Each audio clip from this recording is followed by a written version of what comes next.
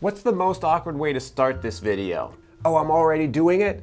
Perfect. Get to see my big old eyeball in high def. So today's question is, which of the 16 personalities is the most awkward? To figure this out, we need to get clear on what awkwardness is. For the sake of this video, my super scientific definition of awkwardness is any pattern of behaviors or traits that other humans would find cringe-inducing or vibe-killing. Examples include having a heartfelt farewell with someone only to find out that they're heading in the same direction as you. Telling your friend who always looks exhausted, hey, you always look exhausted. Or maybe it's overly defining a concept that most people understand intuitively. Definitions aside, none of the 16 personalities is 100% exempt from awkwardness. So let's examine the types and answer the question, which is the most awkward? Can you read? Well, if so, you know that this says stay cool and attractive. It's on a t-shirt. You can buy this at infj.me/store if you'd like to support the channel. Who knows, maybe one day you'll be walking down the street and someone will be like, hey, I watched that guy too. That's never gonna happen.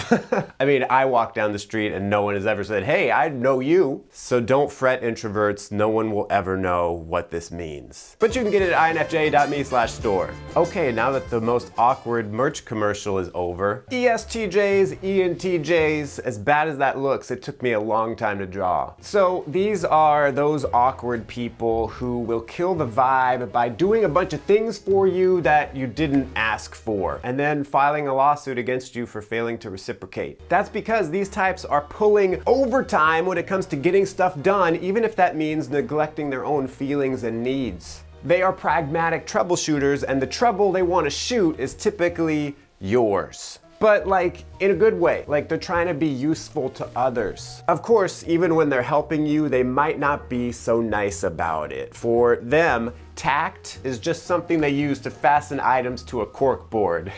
Get it? That's terrible. Let's say you're looking for a job and it's been tough, you're not getting any interviews, and you just want to talk about your frustrated feelings with a friend, but then that friend is like, show me your resume. This resume is terrible. We got to rewrite it completely. I'm going to sit here and make you apply to 50 new jobs. You just might know an awkward EST or ENTJ. They're trying to help you, but they don't mind if it makes you unhappy in the moment.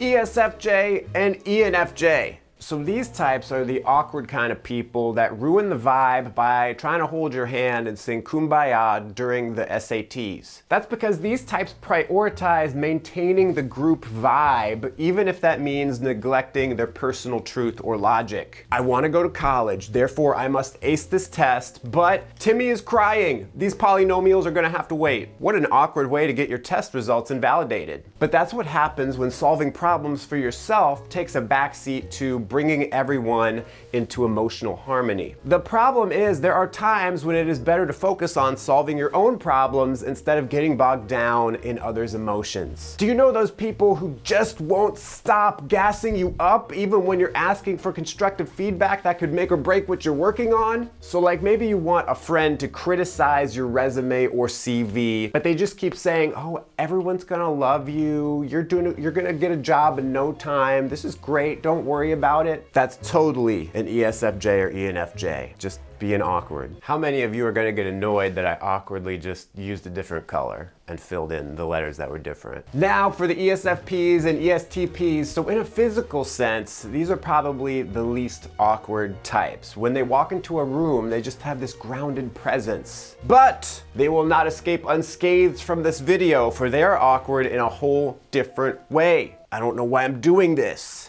These types are the kind of awkward people who wreck the vibe by persuading you to do a couple skydiving session and then forgetting the parachute as they jump.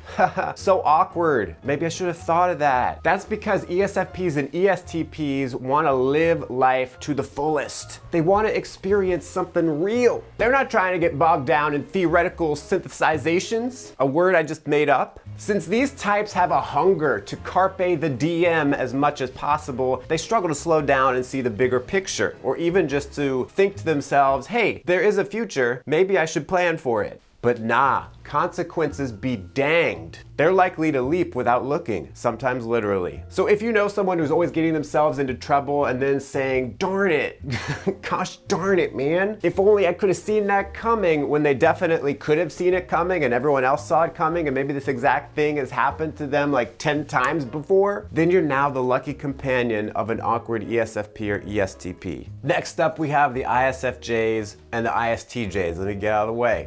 These types are likely to straight up murder the vibe by saying, if it ain't broke, don't fix it, when it clearly is broke. I imagine like this is what happened to whoever was in charge of Blockbuster. And if you don't know what Blockbuster is, exactly. The point is, this happens because these types like to follow what's tried and true, even when a little dose of novelty, a little imagination, just trying something different might be what they need. It's almost like these types see innovation as a little demonic circus clown zooming around on a unicycle and screaming, anything could happen! Yeah, they don't like the idea that anything could happen. So to cut down on that fear, they spend their time meticulously organizing and structuring the activities of their lives. Like, you know that teacher who just insists on using a hand-cranked pencil sharpener and an overhead projector that's been obsolete for like 20 years, and then they get weirdly upset if you suggest that maybe they should think about upgrading?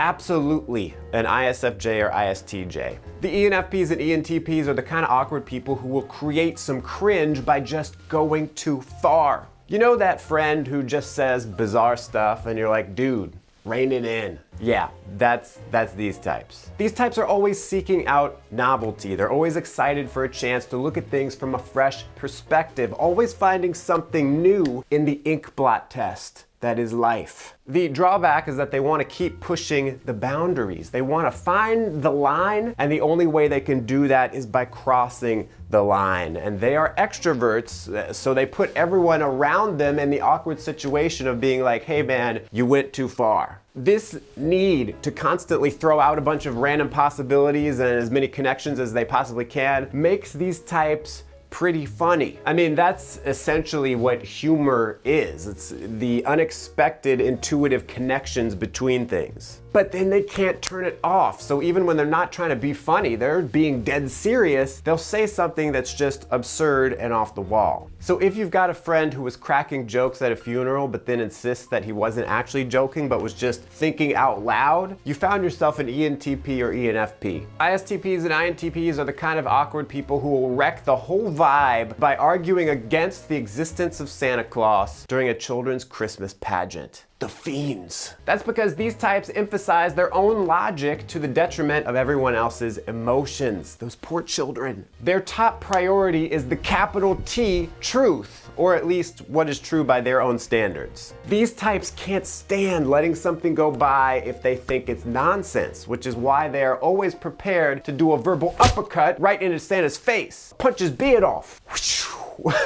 I'm on the good list, actually. Of course, the official stance of the Frank James channel is that Santa Claus is real. I mean, who else is eating those milk and cookies? My dog? Because that wouldn't be good. Have you ever had a conversation with someone where every time you said something, they'd find a way to say no, even if they ultimately ended up agreeing with you? Awkward, right? Well, that might have been an INTP or ISTP. Oh man, ISFPs and INFPs, they're the kind of awkward people who will cause some cringe by playing a beautiful violin concerto as the Titanic is sinking. It's like, bruh, come on, we could have found a lifeboat in the time it took you to get through that first tune. These types really strive to follow what they find personally meaningful and valuable, even if other people say it is illogical and useless and stupid and dumb. And while pursuing what's valuable is admirable, these types may forget to get their hands dirty solving problems with the rest of us regular peeps. You know that meme from Avengers Endgame where Joe Biden, old man Captain America says, "No, I don't think I will"? That is the mantra of these types. Do you have a friend who's super nice but who ignores all of your calls as soon as you need help with something that they don't find meaningful? An awkward congratulations to you because you just found yourself an INFP or ISFP. Newsflash, no one finds packing the moving truck meaningful. Okay, maybe the ISTJs do, I don't know. At long last, we come to the INFJs and INTJs. These types are the awkward people that will induce cringe by insisting, I'm not having a heart attack, I'm having a hero's journey, when they are in fact having a heart attack. It's so awkward when you don't update that worldview, son. Now, this is because these types have a tendency to lean on a single concept rather than confront the messiness of reality. So, in other words, the INTJs and INFJs act like they know everything, and that's pretty awkward. They want to take a single concept or worldview and get as much mileage out of it as possible. Because to them, every experience is essentially the same thing conceptually. And if everything is really just one thing, then you already know everything. These types feel like they have a cheat code for life's chaotic ups and downs. So for an example, the hero's journey, as I mentioned earlier, you know, it's like in the movies, you got Luke Skywalker, Frodo, Harry Potter, they all go through kind of the same story in a sense. So an INFJ or INTJ might take this idea and overwork that concept to HE double toothpicks. And they will tell you with a straight face, oh yeah, actually everything in life is the hero's journey. Like looking for a job, getting in shape, paying my credit card bills. It's all the same, bro. So if you ask a friend for romantic advice and they overlook the actual nitty-gritty details of your love life and somehow try to convince you that it's just like Frodo bringing the ring to Mordor, best of luck to you with your awkward INFJ or INTJ.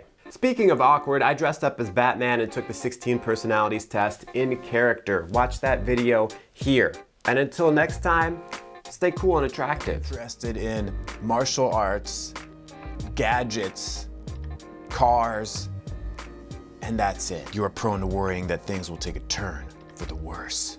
You can't be worried if you have a fail-proof plan. Didn't realize Batman had such a problem speaking, did you?